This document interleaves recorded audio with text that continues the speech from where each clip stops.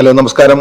എല്ലാ പ്രിയപ്പെട്ട പ്രേക്ഷകർക്കും ഐക്കൺസ് ഓഫ് ഇന്ത്യയിലേക്ക് സ്വാഗതം. ഇന്ന് ഐക്കൺസ് ഓഫ് ഇന്ത്യയുടെ അതിഥിയായി വന്നിരിക്കുന്നത് സൗദി അറേബ്യയിലെ ദമാമിൽ ഷബാബ് കമ്പനി നടത്തുന്ന ഖമറുദ്ദീൻ സാറാണ്.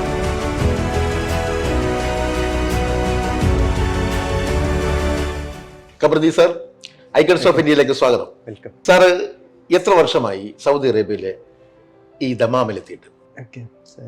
സൗദി അറേബ്യയിൽ ആദ്യമായിട്ട് കാലുകുത്തിയത് 1990 കൂടിയാണ്. ഗൾഫ് യുദ്ധത്തിന്റെ ഒന്നാം ഗൾഫ് യുദ്ധത്തിന്റെ കുറച്ച് സ്വല്പം മുമ്പ്, ഒരു 7-8 മാസം മുമ്പേ ആണ് എത്തിയത്. എവിടെ നിന്നാണ് എത്തിയത്? നാട്ടിൽ നിന്ന് ഡയറക്റ്റ് തന്നെയാണ്. കോഴിക്കോടായിരുന്നു അന്ന് താമസം. കോഴിക്കോട് നല്ലളം ആയിരുന്നു. അപ്പൊ കോഴിക്കോട് നല്ലളത്ത് നിന്നും 35 വർഷങ്ങൾക്ക് മുമ്പാണ് ഇവിടെ ഖമറുദ്ദീൻ സാറ് ദമാമിൽ വന്നത്. അപ്പൊ നമുക്ക് തുടക്കം ആ 35 വർഷങ്ങൾക്ക് മുമ്പുള്ള ആ കോഴിക്കോട് ആ ജനിച്ച സ്ഥലം അങ്ങോട്ടൊന്ന് പോകാം. അതിനുശേഷം നമ്മുടെ കമ്പനിയുടെ വിശേഷങ്ങളായിട്ടൊക്കെ നമുക്ക് പങ്കുവെക്കാം. നമ്മുടെ പ്രേക്ഷകർ ആകാംക്ഷയോട് കാത്തിരിക്കുവാണ് ഖമറുദ്ദീൻ സാറിൻ്റെ വിശേഷങ്ങൾ അറിയാൻ. അപ്പോൾ നമുക്ക് നേരെ ഒന്ന് കോഴിക്കോട്, എവിടെ? നല്ലളം അല്ലേ? അപ്പോൾ കോഴിക്കോട് നല്ലളം. അപ്പോൾ ഖമറുദ്ദീൻ സാർ, അപ്പോൾ നമുക്ക് നാട്ടിലെ വിശേഷങ്ങളിലൂടെ തുടങ്ങാം. അപ്പോൾ തറവാട്ട് പേര് ഒന്ന് പറയും, നമ്മൾ ജനിച്ച വീട്, സ്ഥലം. വീടിന്റെ പേര് അവിടെ നല്ലളത്ത്. ഞങ്ങൾ ശരിക്കും മലപ്പുറം അരീക്കോടാണ് ഉപ്പന്റെ നാട്. അരീക്കോട്. എടവണ്ണയാണ് ഉമ്മന്റെ നാട്. ശരി. അവിടുന്ന് വല്യമ്മന്റെ ഒരു അന്നത്തെ ഈ മലബാർ കലഹമായിട്ട് ബന്ധപ്പെട്ടിട്ട് നല്ലടത്തേക്ക് വന്നാണ്. വല്യമ്മന്റെ നാടാണ് ശരിക്കും നല്ലളം. അങ്ങനെയാണ് അവിടെ എത്തിപ്പെട്ടത്. അവിടെ ഒരു മുല്ലവീട് തറവാട് പറയും. ഓക്കെ. അപ്പൊ അങ്ങനെയാണ്. അപ്പൊ നമ്മള് കോഴിക്കോടാണ് എങ്കിലും നല്ലളത്തേക്ക് വന്നത് ഈ ഒരു സാഹചര്യത്തിലാണ് അല്ലേ? അപ്പൊ വല്യമ്മ അവിടെ ആയതുകൊണ്ട് വല്യപ്പ ആദ്യം മരിച്ചു. അപ്പം അവിടെ അരീക്കോട് പിന്നെ ആരും ഇല്ലാതായി. അങ്ങനെ വല്യമ്മന്റെ നാട്ടിലേക്ക് തിരിച്ചു വന്നപ്പോ വാപ്പയും ഒക്കെ അവിടെ അങ്ങനെ സെറ്റ്. വാപ്പക്ക് എന്തായിരുന്നു ജോലി? കൃഷി തന്നെയായിരുന്നു. എന്ത് കൃഷിയായിരുന്നു? നെല്ലാണോ?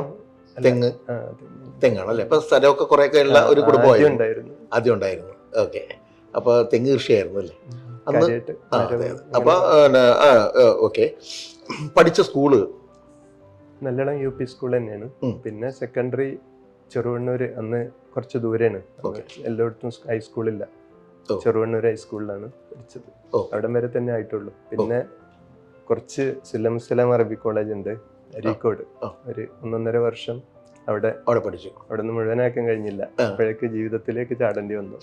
അപ്പൊ എത്ര ക്ലാസ് വരെ സാർ പഠിച്ചു? ഇല്ല, 10th കഴിഞ്ഞിട്ടു. 10th കഴിഞ്ഞു അല്ലേ? അന്നത്തെ സാറിന്റെ കാലഘട്ടത്തിലൊക്കെ ഈ നമ്മള് എന്തൊക്കെ കളി ആയിരുന്നു? നമ്മൾ എന്തൊക്കെയായിരുന്നു? ഇന്നത്തെ പോലെ ക്രിക്കറ്റ് അങ്ങനെ സംഭവങ്ങളൊന്നും അല്ലല്ലോ അന്നത്തെ കളികൾ. എന്തൊക്കെ? കുറച്ച് ഫുട്ബോൾ കളിക്കും. പക്ഷെ ഇപ്പൊ മോന്റെ മുമ്പ് പറഞ്ഞാല് പിന്നെ മോനെ അതിന് വളം വെച്ചു കൊടുക്കുമെന്ന് വിചാരിച്ച് പേടിച്ചിട്ട് പറയാതിരിക്കും. മോൻ ഫുട്ബോൾ കളിയാ? അതിനെന്താ, ഫുട്ബോൾ കളി എന്ന് പറഞ്ഞാൽ നല്ലതല്ലേ? നമുക്ക് അതിന് വളം വെച്ചു കൊടുക്കേണ്ട കാര്യമില്ല, വളം വെച്ച് കൊടുക്കണ്ടേ? അല്ല സാറ്, അല്ലാണ്ട് ഫുട്ബോൾ ആയിരുന്നു മെയിൻ അല്ലേ? വോളിബോൾ അല്പം കളിക്കും. Volleyball, football, volleyball. പക്ഷെ അതിനൊന്നും ഈ സാഹചര്യം കിട്ടിയിട്ടില്ല. കളിക്കും. ചെറിയ 3-4 സർട്ടിഫിക്കറ്റ് ഒക്കെ ഇപ്പോഴും ഇങ്ങനെ ഓർക്കുന്നുണ്ട്. ഇത് വളരെ എളിമ നിങ്ങൾ പറയേണ്ട കാര്യമില്ല കേട്ടാ. ഒരു ഫുട്ബോൾ കളിക്കും, വോളിബോൾ കളിക്കൊക്കെ സർട്ടിഫിക്കറ്റ് മേടിച്ച സാറ് ഇത്രയും ഞാൻ ഒന്നും അങ്ങനെയല്ല. നല്ല പ്ലെയറാണ്, നല്ലൊരു പ്ലെയറാണ്. ഒരു സർട്ടിഫിക്കറ്റ് കിട്ടുക എന്നൊക്കെ പറഞ്ഞു കഴിഞ്ഞാൽ 10th ക്ലാസ്സിൽ ഈ പഠിത്തത്തിൽ എങ്ങനെ ഉണ്ടായിരുന്നു സാർ? അത്യാവശ്യം പഠിക്കാൻ സാഹചര്യം പിന്നെ അനുവദിക്കാത്തതുകൊണ്ട് ഉയർന്ന പഠനത്തിലേക്ക് പോകാൻ കഴിഞ്ഞില്ല. അതാണ് ശരിക്കും പഠിക്കാൻ കുടുംബ പശ്ചാത്തലത്തിൽ നമുക്ക് വിദ്യാഭ്യാസം കൂടുതൽ. അന്ന് നിങ്ങൾ നേരത്തെ ചോദിച്ച പോലെ പിന്നെ ഭൂമിയും സംഗതികളൊക്കെ ഉണ്ടായിരുന്നെങ്കിലും അന്ന് EMSന്റെ മന്ത്രിസഭാ കാലത്ത് ഈ പട്ടയം മറ്റേ കൃഷിഭൂമി കർഷകനായപ്പം കുറെ ഭൂമി നഷ്ടപ്പെട്ടു. അങ്ങനെ ഉണ്ടായ സംഭവം. പിന്നെ നമ്മള് ഈ പഴയ നായർ സമുദായത്തിലൊക്കെ അല്ലേ ഒറ്റപ്പെട്ടു. പിന്നെ വലിയ തറവാടൊന്നിച്ച് ഇതായി പോയാൽ എന്താ ചെയ്യാ? നമ്മള് ജീവിതത്തിലേക്ക് എടുത്തെറിയപ്പെടുകയായിരുന്നു ചെയ്യാം. സത്യത്തില് ഒഴിവാക്കിയിട്ട് തുന്നപ്പണിക്ക് പോയത്. ആ ഒരു നിയമം വന്നപ്പോ കർഷകരൊക്കെ രക്ഷപ്പെട്ടു. ആ സ്ഥലം ഉണ്ടായിരുന്ന നമ്മളെ പോലത്തെ ആളുകള് കക്ഷത്തിലുമായി അല്ലെ? അതാണ് ആ സാഹചര്യം. അങ്ങനെ പറയാൻ പറ്റില്ല അത്. അല്ല, എന്നാലും നമ്മള് കുറെ സ്ഥലങ്ങൾ പോയ ആളുകളുണ്ട്. കാരണം കുടിയന്മാര് കുറെ പേരുള്ള ആൾക്കാർക്ക് 10 സെന്റ് വെച്ച് കൊടുത്തപ്പോ 2-3 ഏക്കറുള്ള ആൾക്കാർക്ക് 10 സെന്റ് അല്ല പോവാ. പിന്നെ അത് കൃഷിഭൂമി കർഷകൻ ആ ഏരിയയിലുള്ള മൊത്തം അവർക്കായിരിക്കും. പിന്നെ അങ്ങനെ കുറച്ചൊരു 3-4 ലാൻഡ്. പിന്നെ അത് മാനസികമായിട്ട് വാപ്പക്കും വലിയ പ്രയാസമായി. കൃഷിസ്ഥലമാണ്, മറ്റുള്ളവർക്ക് പോയി. പിന്നെ നമ്മളെ ആ സാഹചര്യം പിന്നെ തീർത്തും വേറൊരു അവസ്ഥയിലേക്ക് പോയി. മനസ്സിലാക്കും. ഓക്കെ. അപ്പൊ അതുകൊണ്ട് വിദ്യാഭ്യാസം നമുക്ക് മുന്നോട്ട് കൊണ്ടുപോകാൻ സാധിച്ചില്ല 10ാം ക്ലാസ് വരെ അല്ലേ. പിന്നെ അറബി കോളേജിലാണ് അന്നത്തെ ഒരു സാഹചര്യം വെച്ചിട്ട് ഉപ്പക്കൊക്കെ ഇഷ്ടം വേഗം അറബി കോളേജിൽ ചേർത്തുക എന്നുള്ളതാണ്. ഓക്കെ, വലിയ ചെലവില്ല. പിന്നെ SLC തോറ്റാലും പഠിക്കാൻ കഴിയും. SLC തോറ്റിട്ടില്ലല്ലോ? ഇല്ല, ജയിക്കാൻ കഴിഞ്ഞിട്ടില്ല, രണ്ടാമത് ഇരിക്കാൻ കഴിഞ്ഞിട്ടില്ല. അന്നൊരു ചാക്കിരി പാസ് ഒക്കെ ഉണ്ടായിരുന്നു. ഒരു 35% തോറ്റു. തോൽവി വിജയത്തിന്റെ മുന്നോടിയാണെന്ന് സാറിന് ഉദാഹരണമാണ്. സാറിപ്പോ ഇവിടെ ഇരിക്കുന്നില്ലേ? എനിക്കൊരു നിരാശയില്ല. പിന്നെ പറയാനും ജീവിതത്തിൽ സാർ വിജയിച്ചിരിക്കുമല്ലേ, അതുകൊണ്ട് ഒരു കുഴപ്പമില്ല. 10ാം ക്ലാസ് ഒന്നും വലിയ സംഭവമൊന്നുമില്ല, ചോദിച്ചെന്ന് മാത്രമേ ഉള്ളൂ. 10ാം ക്ലാസ് പാസ് തന്നെ തോൽവിക്ക് ശേഷം രണ്ടാമത് എഴുതാനുള്ള സാഹചര്യം ഇല്ലായിരുന്നു. ഇപ്പൊ എല്ലാവർക്കും അങ്ങനെയാണ്, പല പല സാഹചര്യങ്ങൾ നമ്മുടെ വിദ്യാഭ്യാസം വഴിമുടങ്ങി പോകുന്ന ആളുകളുണ്ട്. സാറിന്റെ ജീവിതത്തിലും അങ്ങനെ സംഭവിച്ചു. സാറിന്റെ സഹോദരങ്ങളുടെ ഒക്കെ എങ്ങനെയായിരുന്നു വിദ്യാഭ്യാസ കാര്യങ്ങളൊക്കെ? സഹോദരങ്ങൾ മാത്രമേ, ചെറിയ സിസ്റ്റർ ഉണ്ട്, അവള് മാത്രമാണ് 10th പാസ്സായി. പിന്നെ അപ്പൊ സാറ് 10ാം ക്ലാസ് പഠനം കഴിഞ്ഞതിന് ശേഷം സാറിന്റെ ഇവിടെ ഇങ്ങോട്ട് എത്തിപ്പെടാനുള്ള, സൗദി അറേബ്യയിലേക്ക് എത്തിപ്പെടാനുള്ള സാഹചര്യം എങ്ങനെയായിരുന്നു? എന്താ പറയാ, ഓർത്ത് നോക്ക് സാർ. ഓർക്കല്ല, അത് ചിലപ്പോ ചില ഫീലിംഗ് ഇത് വരുന്നതായത് അതുകൊണ്ട് തന്നെ അർത്ഥത്തിൽ തന്നെ പറയാം. അതാണ് ഞാൻ നേരത്തെ ഞങ്ങളോട് തിലാൽ ഗ്രൂപ്പ് ചോദിച്ചത്. ഞാന് ഇന്ദിരാഗാന്ധി മരിച്ച വർഷം അറിയാലോ, 83 ആ സമയത്ത് പിന്നെ SLC കഴിഞ്ഞു. എൻട്രൻസ് അരീക്കോട് നിന്ന് പഠിച്ച ഉടനെ ഒരു പനി വന്നു എനിക്ക്. അങ്ങനെ തുടർച്ചയായിട്ട് പനി വന്നപ്പം അന്ന് കോഴിക്കോട് മെഡിക്കൽ കോളേജിലൊക്കെ പോകാൻ വാപ്പക്കൊക്കെ പേടിയാണ്. കാരണം എന്തേ ഓപ്പറേഷനും സംഗതികൾ എന്താണെന്നൊന്നും അറിയില്ല, എന്നാലും പേടിയാണ്. അങ്ങനെ ചുരുക്കി പറഞ്ഞാല് ഹോമിയോ മെഡിക്കൽ കോളേജിലാണ് പിന്നെ അഡ്മിറ്റ് ചെയ്തത്. അപ്പം കാലിന് ബോൺ TV വന്നിട്ട് കുറച്ച് വല്ലാതെ പ്രയാസമായിരുന്നു. അങ്ങനെ അത് അവിടുന്ന് പിന്നെ അപ്പോൾ ഓപ്പറേഷൻ വേണ്ടി വരും പേടിച്ചിട്ട് ഹോമിയോ മെഡിക്കൽ കോളേജിൽ അഡ്മിറ്റ് ചെയ്തു. അത് ജീവിതത്തിൻ്റെ ഒരു വളർച്ചയായിരുന്നു. അതായത് ഹോമിയോ മെഡിക്കൽ കോളേജിൽ ചേർന്ന് അവിടെ ഒരു 4 മാസം ശരിക്കും അന്തേവാസി ആയി നിൽക്കുമ്പോൾ തൊട്ടടുത്ത് നമ്മളെ ബെഡില്, ഞാൻ അന്ന് ചെറുപ്പത്തിൽ നല്ലോണം വായിക്കും. ഒന്നുമില്ലെങ്കിൽ അന്ന് മാമാങ്കം, മംഗളം, മനോരാജ്യം അങ്ങനെ കുറെ സംഗതി കിട്ടും. നമ്മളെ ഇതില് ഖുർആൻ ഇതൊക്കെ വായിക്കുകയാണെങ്കിലും ഇത് എളുപ്പം കിട്ടുമല്ലോ. അതിന് ഞാൻ പറഞ്ഞു, നമ്മളെ അയൽവാസി ദാസേട്ടൻ എല്ലാരും ഇതിങ്ങനെ കൊണ്ടുവരും. അപ്പം അവര് വായിച്ചു കഴിഞ്ഞാൽ വേഗം വീട്ടിലാണ് എത്തുക. അപ്പൊ ഇതിങ്ങനെ ഇത് വായിക്കും. അപ്പം ഹോസ്പിറ്റലിൽ അഡ്മിറ്റ് ചെയ്തപ്പം പഴയ ഓർമ്മ ഉണ്ടോ അറിയില്ല, നിങ്ങൾക്ക് അറിയാറില്ല, ഈ ഹോമിയോ ഹോസ്പിറ്റലിൽ ശരിക്കും പറഞ്ഞാൽ പഴയ അന്തേവാസികളെ മാതിരി തന്നെ ഉണ്ടാവുള്ളൂ. എവിടെയും വേദന, ഇപ്പൊ ക്യാൻസർ മറ്റു സംഗതിയൊക്കെ വന്ന് പറ്റ പ്രയാസപ്പെടുന്ന ആളുകളെ ലാസ്റ്റ് ഇനി വേദന ഇല്ലാതെ അവിടെ എത്തിക്കുക എന്ന് വിചാരിച്ച് ഇങ്ങനെ ചെറിയ ഗുളിയും കൊടുത്ത് അവിടെ ഇങ്ങനെ കിടത്തും. അപ്പം നമ്മളവിടെ പോയ സമയത്ത് ഒരു വല്ലാത്തൊരവസ്ഥയുള്ളത്. അങ്ങനെ ഒരു ദിവസം സഹിച്ചു. പിറ്റേന്ന് ഇങ്ങനെ റൗണ്ട്സ്, എനിക്ക് നടക്കണേന് കുഴപ്പമില്ല, കാലിന് വേദന ഉണ്ടെങ്കിലും പനി ഉണ്ടെങ്കിലും പനി ഒരു ചെറിയ സമയത്തേ ഉണ്ടാവുള്ളൂ. ഒരു 3 മണിക്കൂർ ഇങ്ങനെ പുകഞ്ഞ് പനിക്കും, പിന്നെ അതങ്ങോട്ട് പോകും. അപ്പം ഡോക്ടർമാർ എന്താണെന്ന് കണ്ടെത്താൻ, അന്ന് റിമാറ്റിക് ഫീവർ ആണെന്ന് പറഞ്ഞു, രക്തവാതം ആണെന്ന് പറഞ്ഞു. പിന്നെ അതിനെ ചികിത്സിച്ചു. പക്ഷെ അപ്പോഴേക്ക് ഇവിടെ കാലിങ്ങട്ട് ഈ ഭാഗം പഴുത്തിട്ട് ഇങ്ങോട്ട് പുറത്തേക്ക് പൊട്ടി വന്നു. കാല് ശരിക്കും ഇങ്ങനെ ഈ കുറച്ച് പ്രയാസമായിരുന്ന അവസ്ഥ വന്നു.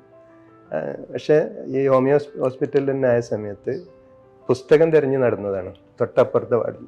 അപ്പോൾ ഒരാൾ ഒരു കാലുമ കയറ്റി ഇങ്ങനെ ഇരിക്കുന്നുണ്ട്, ഒരു ചെറുപ്പക്കാരനാണ്. ആദ്യമായിട്ടാണ് അവിടെ ഒരു ചെറുപ്പക്കാരനെ അവിടെ കാണുന്നത്. ഞാൻ പോയി നോക്കിയപ്പം പിന്നെ നമ്മളെ പേര് പരിചയപ്പെട്ടു, മലപ്പുറത്താണ്, സലാം എന്ന് പറയും. അപ്പം അങ്ങനെയാണ് സലാമിനായിട്ട്, തിലാൽ ഗ്രൂപ്പിലെ സലാമിനായിട്ട് പരിചയം. ആ ബന്ധം പിന്നീട് നമ്മളൊരു കുടുംബ ബന്ധത്തിനേക്കാളേറെ അപ്പുറം, കാരണം അതൊരു വല്ലാത്തൊരവസ്ഥയായിരുന്നു. ഒരു 4 മാസം പറഞ്ഞാൽ നമ്മൾ മറക്കാൻ കഴിയാത്ത ഒരു ബന്ധമായിരുന്നു. കാരണം വേറെ ആരുമില്ല. പിന്നെ നമ്മളെ ഒന്നിച്ച് തന്നെയാണ് കുളിക്കല്, ഒന്നിച്ച് തന്നെയാണ് എല്ലാ സംഗതിക്കും നമ്മൾ ഒന്നിച്ച് നമ്മുടെ കൂടെ തന്നെയുണ്ട് 4 മാസമായിട്ട്.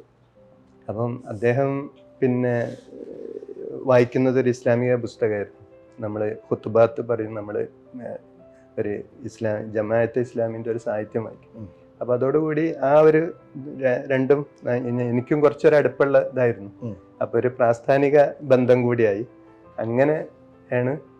പിന്നെ 4 മാസം കഴിഞ്ഞു അദ്ദേഹം പിന്നെ പിരിഞ്ഞു പോയി. അവിടുന്ന് ഞാനത് നേരെ എൻ്റെത് ഒന്നായിട്ട് ഞാൻ പറഞ്ഞല്ലോ, ഇവിടെ ഒന്നായിട്ട് പൊട്ടി വന്നപ്പം പിന്നെ രണ്ടാമത് മെഡിക്കൽ കോളേജിലേക്ക് എന്നെ ഇവര് റെഫർ ചെയ്തു. അവിടെ പോയി ഓപ്പറേഷൻ ചെയ്ത് അതിന്റെ മുമ്പ് തന്നെ അവർ പറഞ്ഞിരുന്നു കാല് ചിലപ്പം കട്ട് ചെയ്ത് ഒഴിവാക്കണം എന്ന് പറയുന്ന ഒരവസ്ഥ വന്നു. അപ്പം പിന്നെ ശരിക്കും പറഞ്ഞാല് ജീവിതം അവിടുന്ന് അങ്ങോട്ട് എന്താ എന്നുള്ളൊരു ചോദിച്ചിരുന്നു. പക്ഷെ അതിൽ നിരാശ ഒന്നും ആയിട്ടില്ല. കാരണം 2 കാലില്ലാത്ത പോലും നമ്മൾ കോഴിക്കോട് മിഠായിത്തെരുവിലൊക്കെ കാണാറുണ്ട്. പ്രയാസമൊന്നും വന്നിട്ടില്ല. മെന്റലി ഒരു കുറച്ച് സ്വാഭാവികമായിട്ട് ഞാൻ എന്തില്ല എന്ന് പറഞ്ഞാലും ഉണ്ടാവുമല്ലോ സ്വാഭാവികമായിട്ട്. അതല്ലാതെ ഇനിയിപ്പോ എന്താ ആവുക എന്ന് ഇനിയിപ്പോ ഞാൻ എനിക്ക് വേറെ ഒന്നായിട്ട് മറിഞ്ഞു പോകും എന്നുള്ള ചിന്ത ഒന്നും വന്നിട്ടില്ല. അപ്പൊ എന്താ ഉണ്ടാവുക വെച്ചാല് അതിനെ അതിജീവിക്കാനുള്ള വേറെ മനസ്സിലിങ്ങനെ എങ്ങനെ ചെയ്യും എന്നുള്ള. അന്ന് ഞാൻ ടൈലറിങ് പഠിച്ചിരുന്നു. അപ്പം പിന്നെ കോഴിക്കോട് മെഡിക്കൽ കോളേജിൽ പോയപ്പോൾ മെഡിക്കൽ കോളേജിൽ അന്നത്തെ അവസ്ഥ എന്താ വെച്ചാൽ ഒരു ഓപ്പറേഷൻ വേണമെങ്കിൽ ഡോക്ടർമാരെ പ്രൊഫസർമാരെ അടുത്ത് പോകണം, അവരെ വീട്ടിൽ പോയി കാണണം. അപ്പം വീട്ടിലൊരു ആടിനെ വിറ്റിട്ട് പിന്നെ സാറിന്റെ സങ്കടങ്ങൾ സാർ ചിരിച്ചിട്ടാണ് പറയുന്നത്. ഭാസ്കരൻ നായരുണ്ട്, ഓർത്തോപെഡിക് അസോസിയേറ്റഡ് പ്രൊഫസറാണ്. അന്ന് അദ്ദേഹം പിന്നെ എന്നെ അന്ന് 10ാം വാർഡിൽ അഡ്മിറ്റ് ചെയ്തപ്പം പിന്നെ ഒരു ശരിക്കും പറഞ്ഞാൽ അന്നൊരു 10-20 ദിവസം മുമ്പ് വന്ന് അഡ്മിറ്റ് ചെയ്ത ആളുകൾക്ക് പോലും ഓപ്പറേഷൻ ഒന്നും കിട്ടിയിട്ടില്ല. കാരണം 10ാം വാർഡ് എന്ന് പറഞ്ഞാൽ ഓർത്തോപെഡിക്സിന്റെ വാർഡാണ്. ഓർത്തോന്റെ എല്ല് പൊട്ടിയതും ചതവും ആക്സിഡന്റും ഇങ്ങനെ നിരന്തരം നമ്മളെ പുറത്ത് കിടത്തി. പക്ഷെ എന്തോ ഭാഗ്യത്തിന് ഞാനിപ്പോഴും പറയും നമ്മളെ ദൈവം ഇദ്ദേഹം വന്നുങ്ങാണ്ട് ഇങ്ങനെ റൗണ്ട്സിന് വന്നു. ചെക്ക് എഴുതാൻ പറഞ്ഞു, എനിക്ക് നാളെ ഓപ്പറേഷൻ വേണം, അല്ലെങ്കിൽ ഇത് കാല് കട്ട് ചെയ്ത് ഒഴിവാക്കേണ്ടി വരും, ഇനി ഇത് വെക്കാൻ പറ്റില്ല എന്ന് പറഞ്ഞു. കണ്ട് പെട്ടെന്ന് തന്നെ ബുധനാഴ്ച, അന്ന് തിങ്കളാഴ്ച ആയിരുന്നു, ബുധനാഴ്ച തന്നെ ഓപ്പറേഷൻ കഴിഞ്ഞു. പിന്നെ വാർഡിൽ കിട്ടി. അങ്ങനെ ഒരു 18 ദിവസം അവിടെ കിടന്നു. ഇങ്ങനെ അത് കഴിഞ്ഞു. പിന്നെ വീട്ടില് മറ്റേ പ്ലാസ്റ്റർ ഒക്കെ ഇട്ടിട്ട് പിന്നെ ഈ എന്നാണ് അങ്ങനെയാണ് അറിയണത് ഇത് ബോൺ ടി വി വന്നിട്ട് ഇതായി പോയതാണ്. ഹോസ്പിറ്റലിൽ നിന്ന് പോന്നതിന് ശേഷം പിന്നെ ഈ വീട്ടിലെ പിന്നെ പ്രയാസത്തോടു കൂടി തന്നെ കട്ടുമ്മല് മര്യാദയ്ക്ക് ഇങ്ങനെ മലന്ന് കിടക്കാനേ കഴിയുള്ളൂ. ആ സമയത്ത് ഞാൻ വെറുതെ ഇരിക്കല്ലേ, ഈ ഓർമ്മ കുറച്ചൊക്കെ വേദന എന്നൊക്കെ പോകുന്നതിന് ശേഷം സലാമിന് ഒരു കത്തെഴുതി. അന്ന് അഡ്രസ്സൊക്കെ വാങ്ങി വെച്ചിരുന്നു.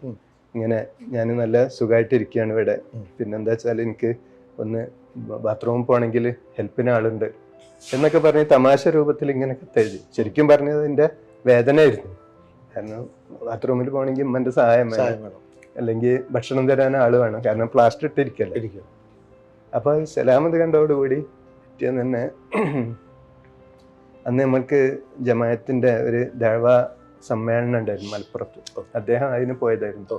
പ്രയാസത്തോടു കൂടി തന്നെയാണ് അദ്ദേഹം ഉള്ളത്. അദ്ദേഹത്തിന് വെരിക്കോസ് വന്നിട്ട് പിന്നെ അപ്പം അവിടുന്ന് ആ കത്ത് കിട്ടിയ ഉടനെ ആ ക്ഷീണം ഒന്നും നോക്കാതെ തന്നെ വീട്ടിലേക്ക്. അത്രക്ക് ആത്മാർത്ഥ ബന്ധമാണ് ആ ഹോസ്പിറ്റലിൽ വെച്ച് ഉണ്ടായത്. പിന്നെ അത് നിരന്തര ബന്ധമായി. പിന്നെ അത് കഴിഞ്ഞ് നമ്മൾ 1 വർഷത്തോളം കഴിഞ്ഞ് ഇങ്ങനെ ഇതിട്ട് തന്നെ നടന്നിരുന്നു. അത് കഴിഞ്ഞ് അത് അയച്ചു കഴിഞ്ഞ് ഫസ്റ്റിൽ ഞാൻ പോയത് സലാമിൻ്റെ വീട്ടിലേക്കാണ്. പിന്നെ കുറച്ച് കഴിഞ്ഞ് അവന് മോള് വന്നു, ഒരു കുട്ടിയായി. അപ്പോൾ അവളെ കാണാൻ സഫിയ അവളെ വൈഫ് പ്രസവത്തിന് കൂട്ടിക്കൊണ്ടുവന്ന ടൈമിന് അവിടേക്ക് ചെല്ലാൻ പറഞ്ഞു. അങ്ങനെയാണ് ആദ്യമായിട്ട് അവിടെ പോണത്. ശരിക്കും പറഞ്ഞാൽ ഈ ബെൽറ്റ് അയച്ചിട്ട് ഫസ്റ്റിൽ പോണത് അങ്ങോട്ടാണ്, അവിടേക്ക് സുഹൃത്തിൻ്റെ ഇടയ്ക്കിലേക്കാണ്. അപ്പം അദ്ദേഹമാണ് പിന്നെ ഒരു പിന്നെ അപ്പം അതിനുശേഷം അദ്ദേഹം ഗൾഫിലേക്ക് വന്നു. എന്നാൽ അദ്ദേഹം അന്ന് നമ്മൾ ടൈലറിംഗ് ആയിട്ട് ഒരു ബന്ധമില്ലായിരുന്നു. പക്ഷെ ഈ ഗ്ലാസ് കട്ടർ ബേക്കറി ഫീൽഡ് ആയിരുന്നു. അത് കഴിഞ്ഞിട്ട് ഇതേമാതിരി പ്രയാസമുള്ള ഒരു ഇതിൽ തന്നെയാണ് അദ്ദേഹം ഉള്ളത്. ഒരു ചെറിയ വീട്, ചെറിയ എന്ന് പറഞ്ഞാൽ അത്രയും പറയാൻ പറ്റുന്ന അവസ്ഥയിൽ പോലും അല്ലാത്തൊരു വീടും സംഗതികളൊക്കെ. ഒരു പക്ഷേ ഇദ്ദേഹം അത് കേൾക്കുമ്പോൾ മൂപ്പരും കൂടിയും കൂടെ പ്രയാസപ്പെടുന്ന അവസ്ഥ ആയിരിക്കും. അതെനിക്ക് വല്ലാതെ പറയാൻ കഴിയുന്നില്ല. അതാണ് ഇത് കേൾക്കുന്നുണ്ടെങ്കിൽ അല്ലേ സലാം ഭായ്, സലാം സാർ ഇത് കേൾക്കുന്നുണ്ടെങ്കിൽ അതൊരു മനസ്സിൽ നിന്ന് കിട്ടിയ ഒരു അനുഭവമാണിത്. ഒരു വ്യക്തികൾ സഹായമായി വരുന്നത്, ഒരു ബന്ധവുമില്ല, രക്തബന്ധമൊന്നുമില്ല, ഒരു ഹോസ്പിറ്റലിൽ കിടന്ന് ആ ഒരു ബന്ധം, ഒരു 4 മാസത്തെ ബന്ധമാണ് ഒരാളുടെ ജീവിതത്തിൽ താങ്ങായി വന്നത്. അതാണ് സാർ പറയുന്നത്. പിന്നീട് അത് ആ ബന്ധം നിരന്തര ബന്ധം വന്നു. അദ്ദേഹം ഗൾഫിലേക്ക് വന്നു. ഗൾഫിൽ വന്ന് ഗ്ലാസ് കട്ടറായിട്ട് വന്നെങ്കിലും LSAലായിരുന്നു. ഇവിടെ ഒരു 130 കിലോമീറ്റർ അപ്പുറം LSA പരിചയമുണ്ടോ അറിയില്ല ഞങ്ങൾക്ക്. LSAലായിരുന്നു. അല്ലസാദ ശരിക്കും പറഞ്ഞ ഒരു ഗ്രാമമാണ് അന്നൊക്കെ. പിന്നെ അദ്ദേഹത്തിന് ജോലി ഈ മറ്റേ ക്ലാസ് കട്ടിങ്ങും നല്ല കിട്ടിയത്. അങ്ങനെ 5-6 മാസം ശമ്പളം കിട്ടാതെയും വേറെ ഏതോ ഇതിലൊക്കെ ആയി പ്രയാസപ്പെട്ടു. അവിടുന്ന് ചാടി പോവുക എന്ന് അങ്ങനെയാണ് പറയാം. ചാടി ഒരു പിന്നെ പട്ടാള ക്യാമ്പിലെത്തി. അവിടുന്ന് ഈ തുന്നപ്പണിയായിട്ട് ബന്ധപ്പെട്ട ഒരാളെ പരിചയപ്പെട്ടു, അലി പറയും, പട്ടാമ്പിള്ള. അങ്ങനെ അവര് തമ്മിൽ നല്ല ബന്ധമായി. ഈ പട്ടാളക്കാരെ മറ്റേ ഡ്രസ്സ് മറ്റേ ശരിയാക്കലും അങ്ങനെയുള്ള സംഗതികളിൽ ഇൻക്ലൂഡായി അവർ നല്ല ബന്ധമായി. അങ്ങനെ 2 വർഷം അവർ ആദിയിൽ കഴിഞ്ഞിട്ട് പിന്നെ തിരിച്ചു വരുമ്പം അവരൊരു മുന്നിലൊരു പ്ലാൻ ഉണ്ടായിരുന്നു. ഒരു ഷോപ്പിട്ട് ഒരു ശരിക്കും പറഞ്ഞാൽ ഷബാബ് അന്ന് ഒരു കാർ പോർച്ചിൽ, നല്ല ഒരു വീടിൻ്റെ ഒരു കാർ പോർച്ച് അവർ തന്നെ സെറ്റ് ചെയ്തെങ്ങാണ്ട് എടുത്ത അതാണ് ഈ ഇന്നത്തെ തിലാൽ ഗ്രൂപ്പിൻ്റെയും നമ്മളെ ഷബാബിൻ്റെയും ഒക്കെ തറവാട് ശരിക്കും പറഞ്ഞാൽ ഈ ഒരു കാർ പോർച്ചായിരുന്നു. അവിടുന്നാണ് നമ്മളൊക്കെ. അപ്പോൾ അദ്ദേഹത്തിന്റെ കഥയും ഭയങ്കര ഒരു സംഭവങ്ങൾ തന്നെയാണ്. ഒരുപക്ഷെ നിങ്ങൾ അദ്ദേഹത്തെ ഇന്റർവ്യൂ നടത്തിയാൽ ഇതൊന്നെല്ലാം ഉണ്ടാവുക. അപ്പോൾ സ്വന്തം ഒരു ചങ്ങാതിയെ, അതായത് ആ ഹോസ്പിറ്റലിൽ വെച്ച് പരിചയപ്പെട്ട ആത്മബന്ധമുള്ള ചങ്ങായും കൂടി ഇങ്ങോട്ട് സൗദി അറേബ്യയിലേക്ക് എത്തിച്ചു. അങ്ങനെ അദ്ദേഹം അത് സെറ്റ് ചെയ്തിട്ട് തിരിച്ചു വന്നു. അങ്ങനെ ഒരു വർഷത്തോളം, പിന്നെ ഒരു 5-6 മാസം നാട്ടിലുണ്ടായിരുന്നു. ആ നാട്ടിലുള്ളപ്പോ എനിക്ക് അവിടെ ഷോപ്പ് ഉണ്ടായിരുന്നു. ഞാൻ ആ സമയത്ത് പിന്നെന്താ വെച്ചാല് ഇതൊക്കെ മാറി പിന്നെ ടൈലർ ഷോപ്പ് ഇട്ടിരുന്നു.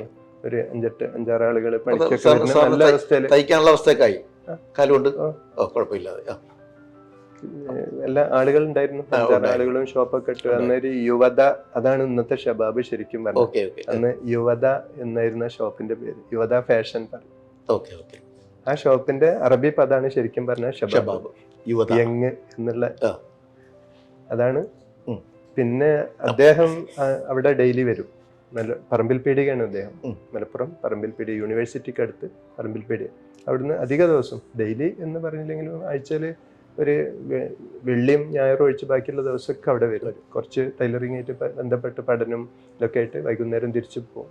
പിന്നെ നമ്മളായിട്ട് ബന്ധം. അങ്ങനെ അദ്ദേഹം തിരിച്ചു ഇവിടേക്ക് വന്നു. ആദ്യത്തെ വിസയാണ് ഞാനും പിന്നെ ഒരു PK നാസർ എന്ന് പറയും, അദ്ദേഹത്തിന്റെ ഒരു പെങ്ങളെ കുട്ടിയുണ്ട്, അവരും കൂടെ വന്നത്. ശേഷം അതാണ് അദ്ദേഹം അയച്ച ആദ്യ വിസയിൽ ആ ചങ്ങാതിനെയും കൂടി കൊണ്ടുവന്നു. അപ്പോൾ ഈ സൗദി അറേബ്യയിലേക്ക് കാലുകുത്താനുള്ള ഒരു ഭാഗ്യം തന്നത് ആ ഹോസ്പിറ്റലിലെ അന്ന് പരിചയപ്പെട്ട 4 മാസം പരിചയമായ സലാം സാർ.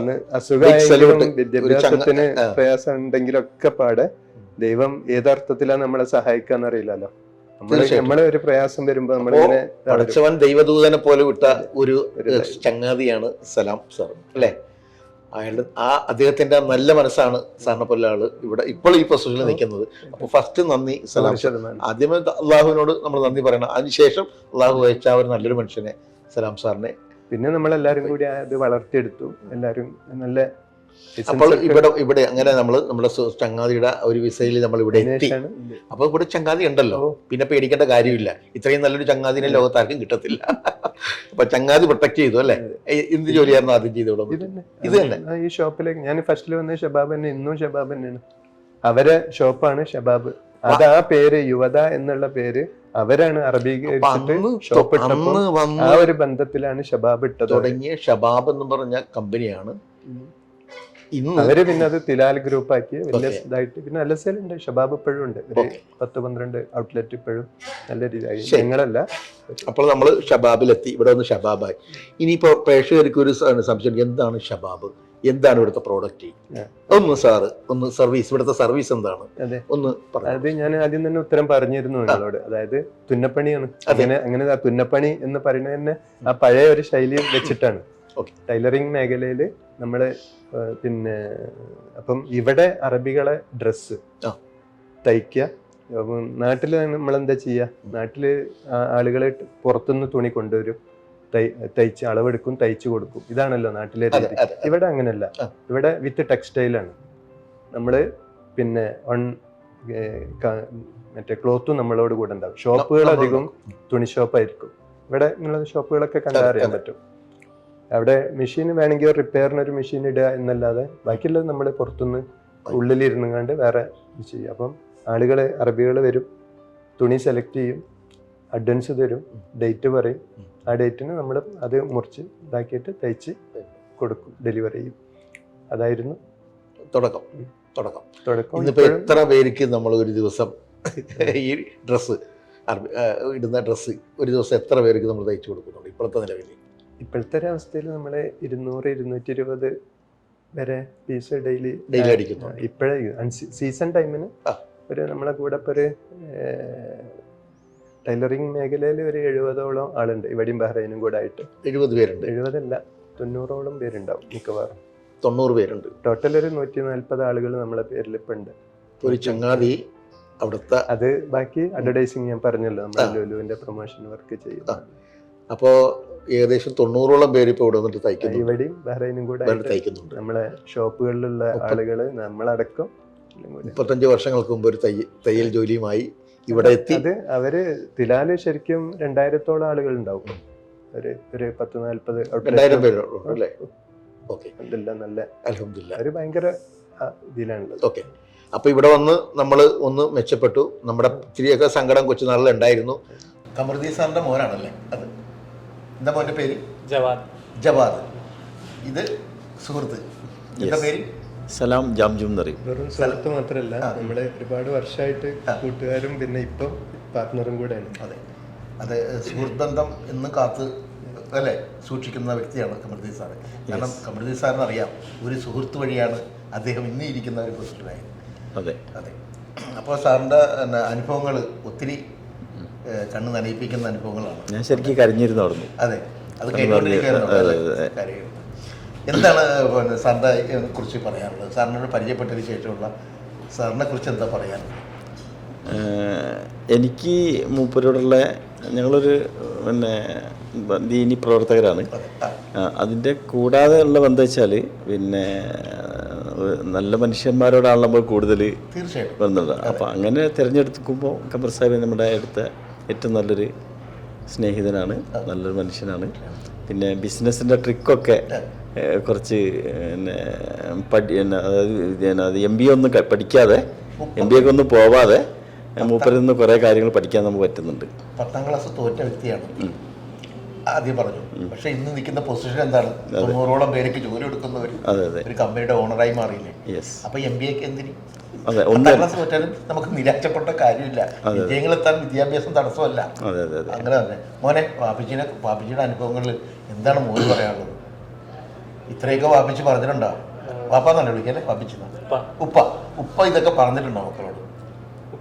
ഈ കാര്യങ്ങളൊന്നും എന്നോട് അങ്ങനെ പറഞ്ഞിട്ടില്ല. അപ്പൊ ഉപ്പ ഇത്രയും കഷ്ടപ്പെട്ടാണ് ഇവിടം വരെ എത്തിയിരിക്കുന്നത്. ഇത് കേട്ടപ്പോൾ മോൻ എന്താണ് തോന്നിയത്? ഉപ്പാന്റെ കൂടെ നിക്കണം തന്നെയാണ്. അതന്നെയാണ്. ഞാൻ +2 കഴിഞ്ഞിട്ട് പിന്നെ ഇങ്ങോട്ട് വന്ന് ഡിഗ്രി 1 വർഷം നാട്ടില് ചെയ്തു. അത് കഴിഞ്ഞ് പിന്നെ നിർത്തി വെച്ചിട്ട് ഇങ്ങോട്ട് വന്നു. പിന്നെ ഇവിടെ ഉപ്പാന്റെ കൂടെ സഹായിച്ചുകൊണ്ട് കമ്പനിയിൽ കൂടി. അപ്പോഴൊന്നും ബിസിനസ് അല്ല, ഒരു കളി കാര്യങ്ങളായിട്ടായിരുന്നു ഇവിടെ. പിന്നെ ഉപ്പാന്റെ കൂടെ തന്നെയാണ് നടന്ന് ഈ ബിസിനസ് കാര്യങ്ങളൊക്കെ പഠിച്ചത്. അല്ല, ഉപ്പ പറഞ്ഞു ഫുട്ബോൾ കളിയിൽ പ്രഭവമുണ്ടെന്നല്ലേ? നല്ല കളിക്കാരനാണ്, അറിയപ്പെടുന്ന ഒരു ഫുട്ബോൾ താരമാണ്. ദമാമില് യൂത്ത് ഇന്ത്യ എന്ന് പറഞ്ഞ ക്ലബില് കളിച്ചുകൊണ്ടിരിക്കുന്നു. അപ്പൊ ഉപ്പ ആദ്യം പറഞ്ഞു കഴിഞ്ഞാൽ അധികം ഫുട്ബോളിനെ കുറിച്ച് ഞാൻ പറയുന്നില്ല, കാരണം എന്റെ മോനി ഫുട്ബോൾ എന്ന് പറഞ്ഞ വലിയൊരു സംഭവമാണ്.